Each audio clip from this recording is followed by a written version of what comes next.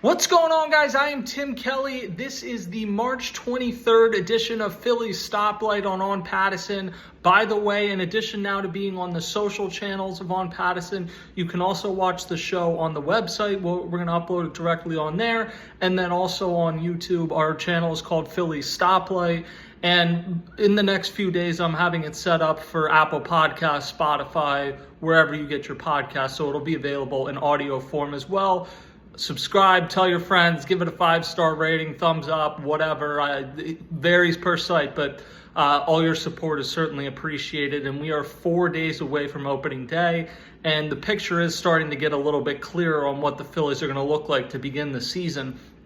The first item of the day today is that Rob Thompson announced on the broadcast today, which for some reason was only on MLB.com and not NBC Sports Philadelphia, despite being a Sunday game right before the season starts. I don't really get that. But Ranger Suarez is going to open the season on the injured list. It's obviously a concerning development for Suarez. Even if it's a short stint, it's a concerning development. This is his third time in 4 years going on the injured list with something related to his back. It has to concern the Phillies. It has to concern the other 29 teams that could potentially be interested in him. If you think about where his free agent stock has gone over the last 7 or 8 months, like in June last year, it was like, wow, the Phillies really are going to have to find a way to pay Ranger Suarez. The back injury crept up in the second half of the season. He ran out of gas, some combination of those two things. Disappointing finish to the season. You acquire Jesus Luzardo, so that's already kind of like, oh, are they planning for life after Ranger? And now for Ranger Suarez to get injured again, I kind of feel like the most likely path for Ranger Suarez to be back with the Phillies next year is if he's going to accept the qualifying offer. And if he ends up doing that, it probably means this season didn't go as well for him as expected, which wouldn't help the Phillies in 2025. So you're in a bit of a weird situation if you have a rooting interest in Ranger Suarez right now. But he's not going to be on the IL, or he's going to be on the IL to begin the season. We'll see how long that stint is. I can't imagine it would be particularly long. But for however long it is, Taijuan Walker is going to be in the starting rotation. He'll be the starter for the 6th game of the season, with off days after opening day in DC, and then after the home opener on Monday, 10 days from now or so, against the Rockies. They have enough off days where they're able to have Zach Wheeler come back and pitch the 5th game on normal rest. So that's what they're going to do. Zach Wheeler will pitch the 2nd game of the series against the Rockies. The home opener is going to go to Christopher Sanchez. And then that 3rd game of the series, which is a matinee Thursday at 1 o'clock against the Rockies. I'm not saying that the Phillies are trying to hide the Taijuan Walker start, but if it doesn't go well, you'd rather it be on the 1:05 Thursday game than the first game of the series where you're having Christopher Sanchez pitch as the home opener, and then the 2nd game of the series where Wheeler's coming back and making his 2nd start. That is the first night game of the season at Citizens Bank Park. So if you're going to have an ugly game in the series, you probably prefer it's at the game where a lot of people are at work, and it's not the opener, it's not the first night game of the season. Look, Taijuan Walker, for most of spring, it was positive. He was hitting 93 consistently after hitting 91.5 as an average on his fastball last year. I think the overall story for Taijuan Walker in spring is positive. The problem is his last start against the Yankees was such a clunker that it kind of undid a lot of that, and he's going to have to come out here early and prove not only that was kind of just a blip in the radar, but also that he is worth keeping on this roster for the rest of the season. Because just because he's here opening day does not mean necessarily that he's going to be here for 6 months, particularly once Ranger Suarez comes back, and even more than that, when Andrew Painter is ready to come up. Taijuan Walker is going to have to prove that he has value for this team, probably both as a starter and in the bullpen in some form. Speaking of the bullpen, the Phillies claimed a veteran reliever today. They announced this afternoon that they've claimed Carlos Hernandez off of waivers from the Royals. They designated Tyler Phillips for assignment to make room for him on the 40-man roster. And Hernandez is 28. He had a 4.95 ERA across 150 appearances for the Royals over the last 5 years. That's not particularly impressive, but he was pretty effective across 27 games last year. He had a 3.30 ERA. And you look at his profile, and it's kind of along the lines of what the Phillies have done during the Dave Dombrowski era. His fastball averaged 97.9 miles per hour last year. That was actually slightly down from the year before. He uses that pitch 54% of the time, and then he also can throw a slider, a splitter, a knuckle curve, and he has a cutter he's worked with a tiny bit. Doesn't look like that's something he uses regularly, though. So the repertoire of pitches is really good. He is out of options, which is probably suboptimal, but I don't think you would have had a chance to get him if he wasn't out of options, because the Royals would have just sent him to AAA.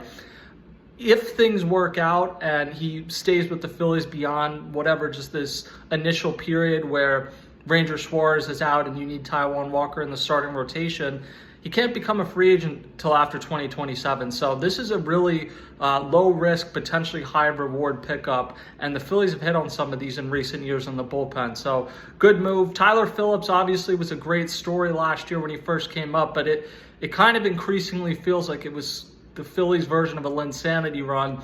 I covered that game. He threw the complete game shutout against Cleveland. I also covered quite a few. There weren't that many. There were 4 starts after that, and I feel like I was at most of them. And they, not only did they not go well, they were just unwatchably bad. And I think his confidence really took a hit from that point. So I wouldn't be surprised at all if Tyler Phillips clears waivers and they send him to AAA. But it's clear right now he's not the first guy that would be coming up if there's an issue, and he's kind of got to rebuild his stock, and I think rebuild mentally a little bit after the finish he had to last season. So interesting, the Phillies got a reliever here that appears to have quite a bit of upside. I talked a lot about Nabil Crismatt for a lot of the season, or a lot of the spring, and he's going to open the season at AAA. But Hernandez has much better, livelier stuff. So this is he hasn't had a season necessarily where he pitches as well as Crismatt did in 2022, but he's somebody that I think has a ceiling where you could look up in 2 years and be like, how did the Phillies get this guy off of waivers 5 days before the season starts? So nobody's going to be Jeff Hoffman probably, but you're trying to find that next guy. They found a pretty good one last year in Jose Ruiz, who took down a role for them last year and then will be a part of this year's bullpen. Maybe this is kind of that next guy. The final thing I want to get to in today's episode is maybe Rob Thompson's trolling us, but today was the 5th consecutive game that Kyle Schwarber and Trey Turner were in the lineup together, the 5th consecutive game that they were in the lineup together and hit first and second respectively. So Kyle Schwarber has now led off in 5 straight games where him and Trey Turner have been in the lineup. What are you left to conclude from that, other than that it looks like Kyle Schwarber may be the leadoff hitter to begin the season? And it's something I'm surprised by. I thought Rob Thompson, he cracked the door open last year in October in his end-of-season press conference when he talked about the possibility of somebody other than Kyle Schwarber potentially leading off. I felt like that was a way to throw a bone to the fan base, or the portion of the fan base that is very vocal about how much they don't like Kyle Schwarber leading off, and they were obviously very frustrated with how the season ended last year. I thought to begin this season, because they cracked that door open then, they've talked about it since. Rob Thompson did kind of narrow it down to if it wasn't Schwarber, it was going to be Trey Turner. I thought it would be Trey Turner, and it may still be Trey Turner, but if it was going to be Trey Turner, why would you not be getting into the point now where you're having Trey Turner lead off and having Kyle Schwarber hit cleanup consistently? This isn't, you're not going to gain some like massive strategic advantage by fooling the Nationals, both of who employed both of them previously. Like, you're not going to sneak up on them if Thursday all of a sudden Trey Turner's leading off and Kyle Schwarber's hitting fourth and whatever. Like, it wouldn't make a whole lot of sense. So maybe tomorrow in their final spring game against the Rays, Turner leads off and that's what they go with. But right now it really does look like Schwarber. And I think the interesting angle of all of this is Bryce Harper did say when he arrived at spring training that he's willing to hit second or fourth, and he's done that in the past. Didn't want to hit leadoff, but he views himself as a number 3 hitter. He's said that consistently throughout his time with the Phillies, and I'm not saying Bryce Harper walked into Rob Thompson's office and threw the stuff off his desk and said, I'm hitting third, make it work around me. But Bryce Harper is the second most powerful person in the organization outside of John Middleton. If Bryce Harper just makes it known or gives a certain answer that, I'd rather hit third, Rob Thompson and pretty much everyone else would be inclined to at least take that into account when they're making the decisions. And you weren't going to have Schwarber hit fourth and Bryce Harper hit third. Like, you're not going to have your two best hitters arguably not hit in either of the first two spots. So I think if Harper wants to hit third, that puts you in a position where it makes way more sense for Kyle Schwarber to lead off. And to be quite honest with you, I think the best setup for the Phillies, as much as it's non-traditional, they've won a lot of games the last 4 years with Kyle Schwarber leading off. The reason they lost in the playoffs last year was not because Kyle Schwarber was leading off. It was because a lot of the lineup just did not hit. Pretty much everyone outside of Nick Castellanos. I don't think the Phillies have an ideal leadoff hitter. Like, there's times where Nick Castellanos and Alec Boehm, cleanup hitter. There's times where Nick Castellanos and Alec Boehm can be that guy, but they haven't consistently done that. So I understand the argument for hitting Schwarber cleanup, but I think he's the best leadoff hitter on the team. He gets on base the most, and there is something just extremely deflating to the opposing team about starting the game down 1-0. I get it. He could come up in the bottom of the first and give you a 3-0 or even 4-0 lead if he's hitting third or fourth.